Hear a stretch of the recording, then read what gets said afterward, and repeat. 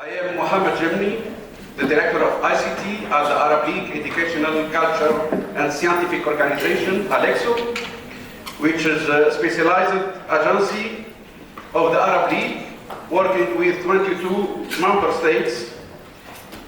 The ALEXO mission is to strengthen cooperation across the Arab world in education, culture, science and communication, and to connect these efforts with global initiatives led by UNESCO, OECD, and other international partners.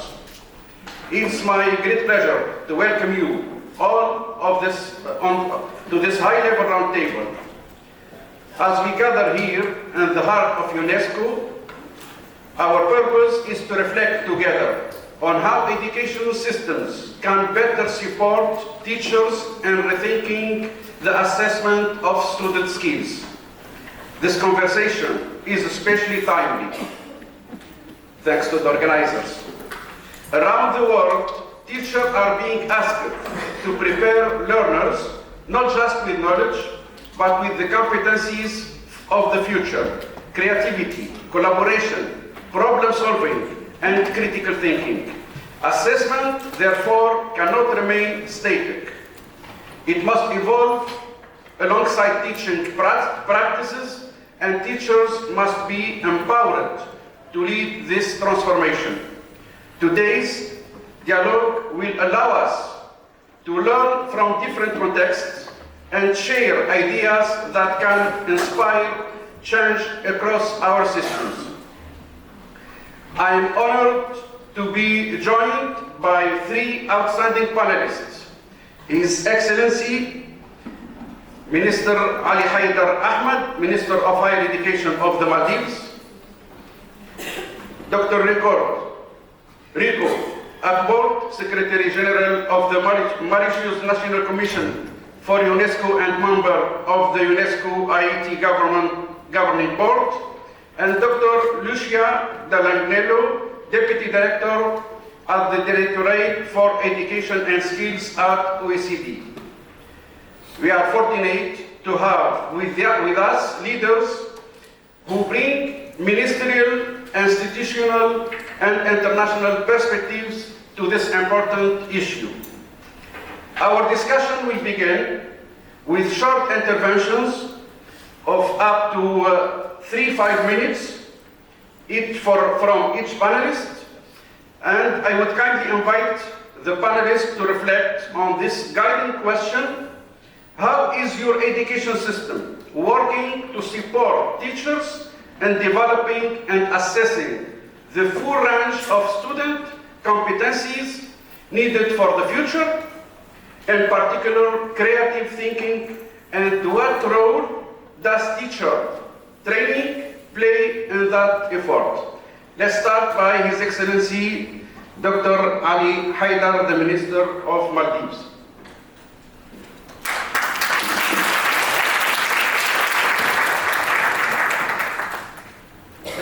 Thank you very much, Mr. Moderator. Excellencies, distinguished delegates, ladies and gentlemen, let me make it in the time that is available to me, so I will not dwell too much into any of the topics that I'm going to touch here. As you know, the Maldives faces unique educational challenges and opportunities, being a small, dispersed population across many inhabited islands, high vulnerability to climate change, and a national aspiration to build a resilient, future-ready workforce. Traditional exam-focused assessment models can undermine these ambitions by privileging rote learning over transferable skills such as critical thinking, collaboration, digital literacy, and socio-emotional resilience. I would like to highlight on some international best practices on assessment and teacher training that is relevant to the Maldivian context. It recommends targeted reforms to embed assessment literacy in teacher preparation, expand in-service professional development, harness digital tools for formative assessment across islands, and create enabling policies that recognize and reward innovative assessment practices. These reforms aim to make assessment equitable, context-sensitive, and aligned to the country's social and economic priorities, including climate resilience, tourism-linked skills, and blue economy competencies. As you know, the Maldives' geography and demographic profile shape how teaching and assessment must be delivered. With a population of roughly 500,000 spread across many small islands, schools vary widely in size and capacity. Physical isolation, multi-grade classrooms, and limited specialist teachers are realities in many atolls.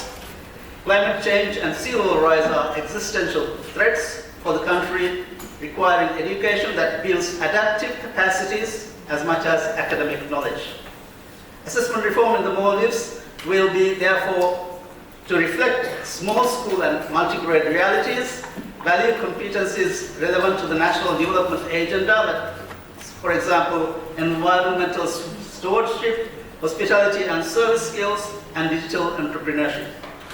And also be feasible within infrastructure and human resource constraints that we face.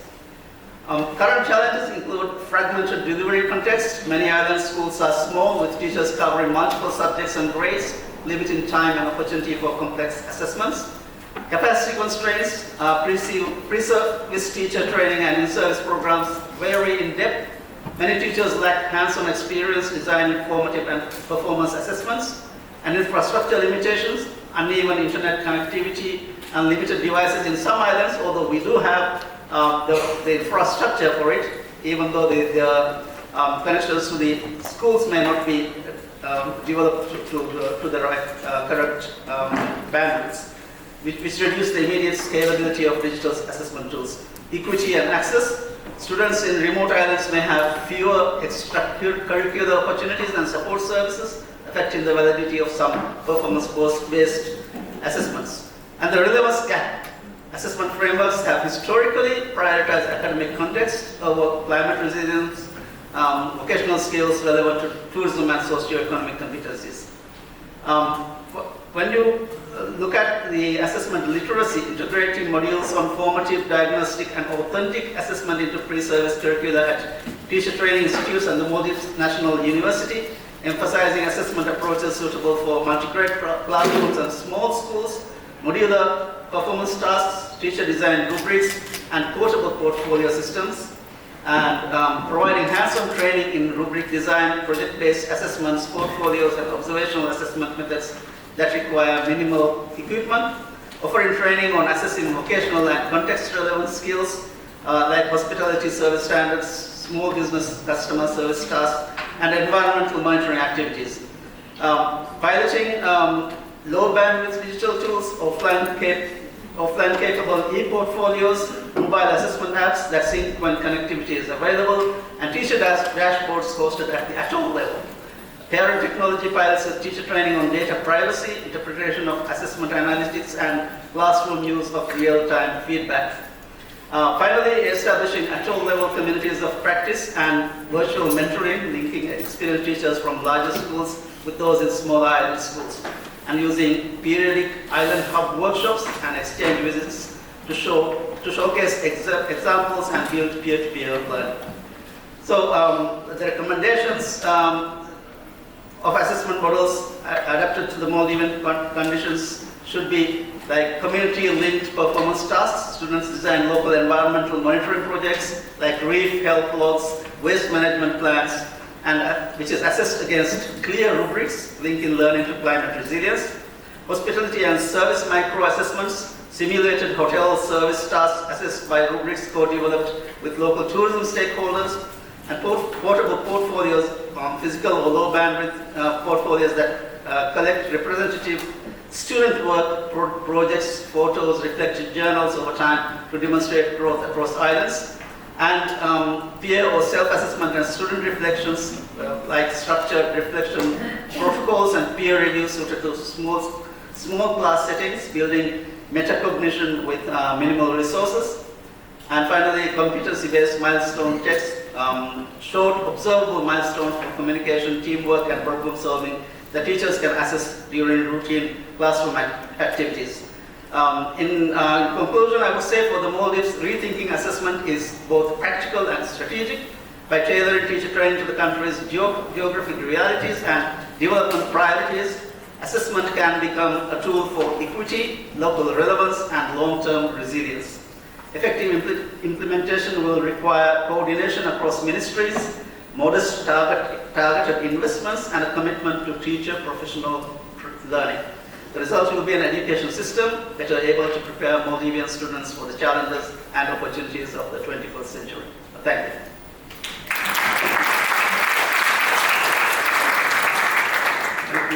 Thank you very much, Your Excellency, for this valuable intervention and very rich intervention. Now I would like to give the floor to Rico, but would you please make an effort to be short, please. Thank you very much, Mr. Moderator. Your Excellencies, Honorable Ministers, ladies and gentlemen, very good afternoon to all of you, and thank you very much for inviting us to be present today.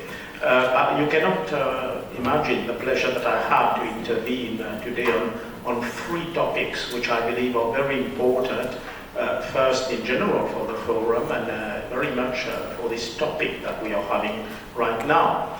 These three topics are those of teacher training, of assessment, and also of creativity. The first two, teacher training and assessment, they might seem topics as if they are very much taken for granted. We in Mauritius, we are from a small island state, but I would like to go more in the context of Mauritius being a country which is geopolitically in Africa. I believe His Excellency the Minister of the Maldives and also His Excellency the Minister of Tonga have worked quite long in terms of small island states. I would like to go into the African context in particular, and in particular regarding the context of assessments and context of teacher training, which might sound obvious, but which are not so obvious in these areas. And then I will take this further into how we can then make them more creative. So maybe first, my point is simply to be able to go further into the creativity element, we must get the fundamentals right. And we have to get the fundamentals right first in terms of teacher training to begin with, and then also in terms of assessment to begin with, because they're not necessarily obvious in all of the countries of my region. In terms of teacher training in particular, the fundamentals could be something as simple as the notion of teacher training, of training teachers, or what we have, the classics of what we have in terms of formative assessment, the summative assessment, but also diagnostic assessment, and also the pre-service we have also in terms of assessment in terms of the modes of assessment, assessment in context, the diversity of assessment that we might be having, the authenticity of these assessments, and also equally importantly the notion of fairness of the assessment.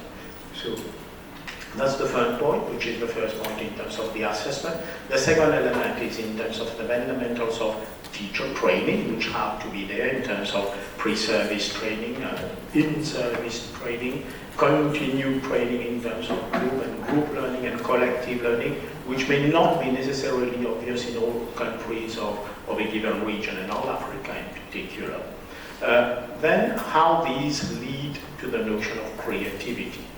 Of course, again, then we have to ensure that the foundations of what we mean by creativity are there to begin with, and what we have in terms of different levels of creativity, different graded components of creativity that we might be having, and that creativity very often requires work, effort, not only at the level of the teachers, but also at the level of the managers, of school heads, because sometimes the teacher may wish to be creative, but if the school head does not understand what it means to be creative, it makes no sense at all. And third, at the level of ourselves, at the level of ministries of education, which are often very much locked into very figé, between frozen ways of learning as well. And finally, at the level of ministries as well, what it means to be creative in terms of provision of budgets for these, and provision of opportunities for getting feedback and intuition in terms of what the students are learning through creativity. So once we have grasped these fundamentals, then we can go further into how to make the teaching and learning become more creative through making them first that creativity early in the system, right as from pre-primary. Nothing replaces the foundational levels of learning, of making foundational levels of learning creative. Strangely enough, in our profession of education, something very strange happens, is that we very much see that we have a play-based learning and creative learning and intuitive learning at the early stages of education. And then as we move on towards higher education and towards secondary education in particular, and upper secondary education, it becomes more formal. It becomes more a system of rigid way of learning. Why do we lose that? Why do we lose intuition? Why do we lose play-based learning, which is something characteristic of pre-primary and then move on? And creativity is very much that. So we lose that somewhere along the way. So how do we do that? And Mauritius, we are trying to change these along the way. I'm not saying that it's easy. Contextual creativity, that is, I think Tonga and also the Maldives have highlighted that very strongly. It's very strong in the small island states that we are, but also it's very strong in Africa, where there's a lot of indigenous learning. How do we do that, and how do we build these cultural elements? How do we have the language? Tonga has also highlighted that. How do we put in the elements of language in creativity as well? Something interesting there is that we see here the potential use of IT in languages. And we see that there is a potential use of translation tools, because the vast majority of resources are in some languages and limited in some languages only. How can we have the use of digital tools, the use of AI, the use of translation tools to have a book which is written in English or in French, and then from that book get it into the local Mauritian Creole language so that the student gets better. We do not change the book, but we simply use a digital tool to get it from that book there, which is written in the language of, say, language of UNESCO, and something which is also maybe available open source, and then get it from there, translate it. And this is where technology can help in the creativity in terms of getting that use of tools for the teachers and for the students, and also making the creativity consistent. Well, it may be for small island states, it might be easier, but in Africa, if you're talking of a country as wide as Niger, where there are thousands of kilometers, or South Africa, where there are thousands of kilometers between north and south, it's not obvious to be there. And finally, also in terms of availability of technology. So thank you very much. I think I'll end there. Thank you for giving us the opportunity for coming in with this very important topic of assessment of teacher training, and how those two, provided we have the fundamentals right, they can lead to creativity. And we will be there, of course, over there to answer any question right now or over coffee later. Thank you very much, Chair.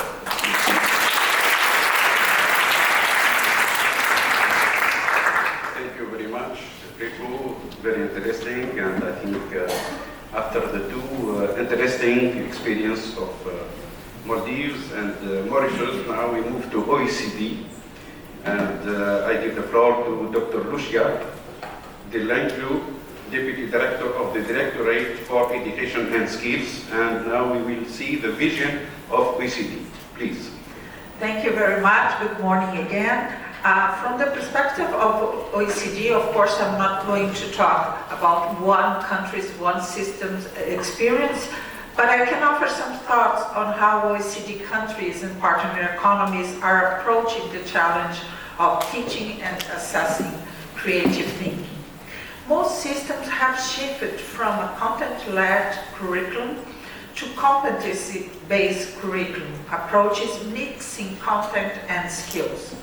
Others are still keeping a more traditional curriculum, but are adding possibilities and ways, approaches that can that give opportunities to students to apply their knowledge and skills in real-life situations.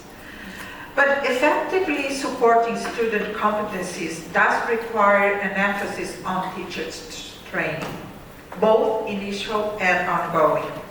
Teachers need support not just in understanding of competencies such as creativity look like in different subjects, but also in how to access them meaningfully, which often means they need to use formative, learner-centered approaches. The OECD work on fostering and assessing creativity and critical thinking has shown that these competencies are not only teachable, but accessible. When teachers are supported with practical tools, they can start to integrate and assess creativity in everyday classroom practice. Of course, the needs of teachers in different systems are different, although they often share common features. Professional learning programs must be localized to reflect cultural and contextual nuances, but they should also be grounded in shared principles about what creativity and other competencies look like in practice. Empowering teachers to foster and assess creativity and other related competencies is not a luxury, but it's a necessity. It's about preparing learners not just for exams, but for life. And at a time when some learners disengage from education systems, it's also about making education more relevant. That's why, as I mentioned, the CERI, the Center for Educational Research and Innovation, has developed an app that is part of the Fostering and Assessing Creativity and Critical Thinking project that offer teachers lesson plans, research, evidence-based research results that can help them really to make concrete and tangible experience inside classrooms to foster creative thinking. And along with that, there are some tools also that are available in the app that help teachers really to assess real-time and collect real-time data about creative tasks that students are doing. So I think what OECD does is learn from experience from the countries, the member countries and the partner countries, but also to transform these demands and the challenges they have into guidance and support for fostering creativity and critical thinking. Thank you.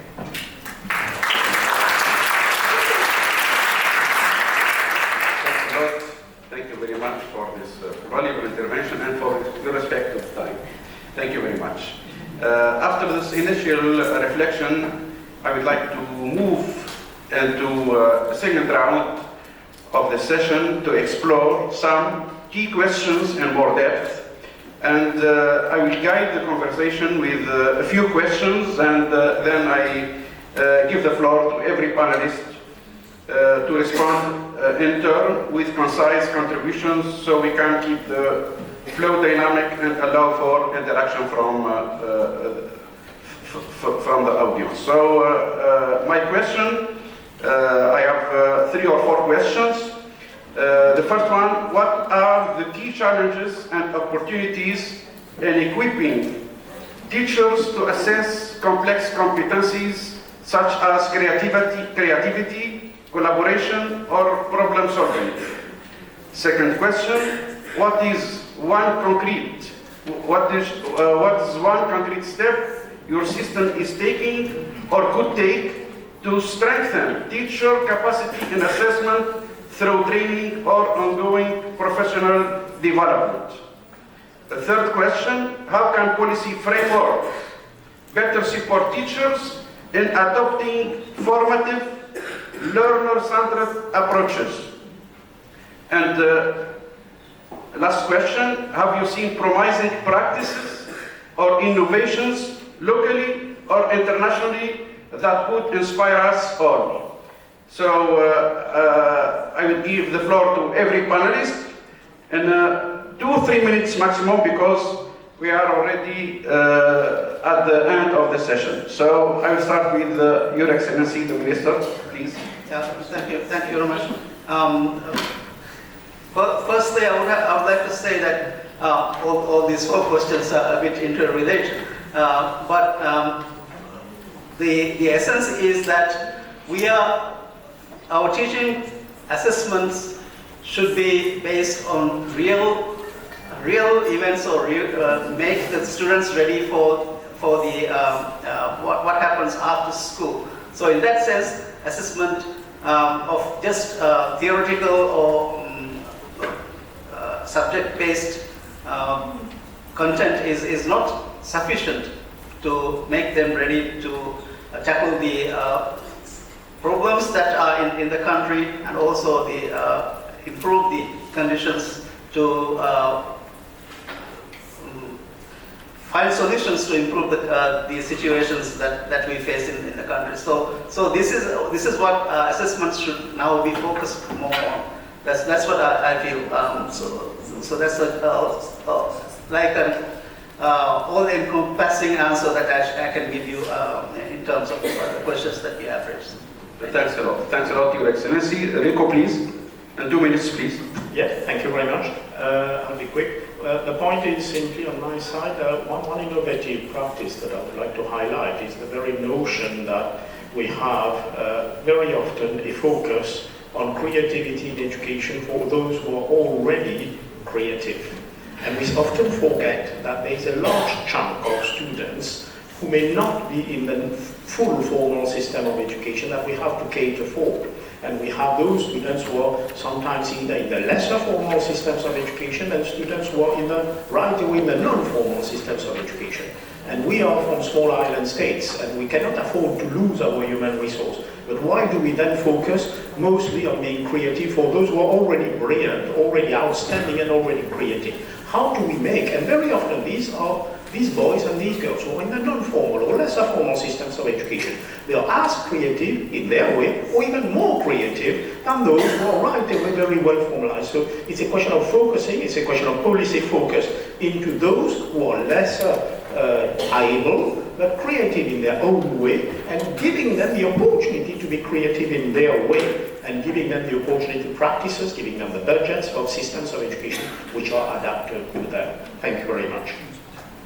Thanks a lot, Rico. Lucia, please. And 2 minutes, please. I just want to emphasize that it's really important to support teachers to understand what creative thinking is, what are the rubrics to assess. There is a lack of clarity on what are these competencies and how they can be taught. Teachers also need examples of classroom activities that really foster creative thinking. They don't know, for them it's a very abstract, subjective competency, and they don't know how to do it in real life, in real daily practice in classrooms. And then they need peer support. And here comes a spoiler of a report that OECD is launching in 2 weeks about TALIS, which is about teachers, that say that they need peer support and they need mentorship, really to understand what can and cannot be done inside classrooms.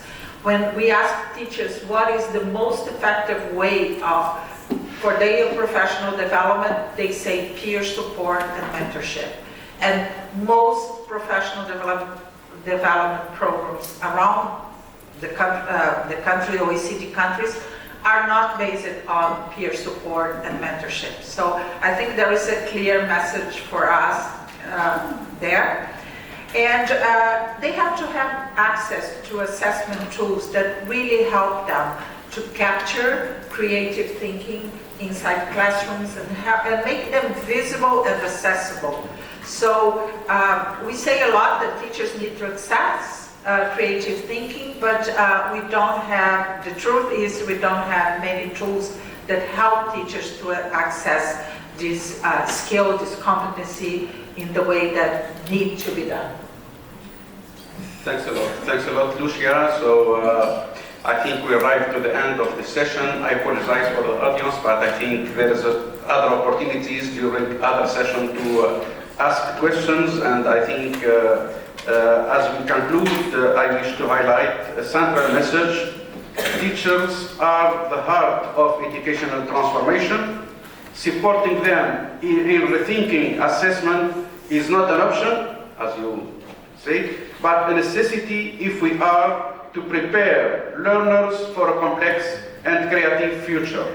I thank our distinguished panelists for their insights and all of you for your engagement.